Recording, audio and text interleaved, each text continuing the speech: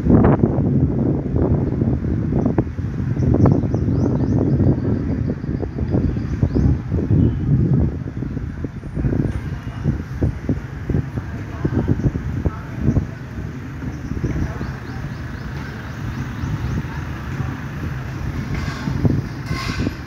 morning, guys. Today is the Centennial Day, the 100 days of the Capitol building.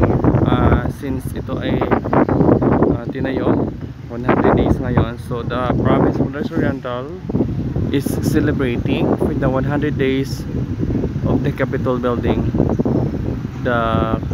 Yan ang Capitol building. Okay, then dito yung mga mamaya, yung mga tao, yung mga guests, yung mga chairs. So mamaya, guys, maraming tao dito. Yan.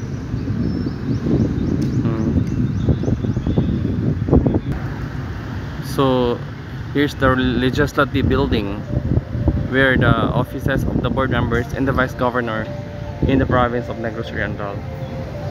Yan. So ready na ngayon ang red carpet.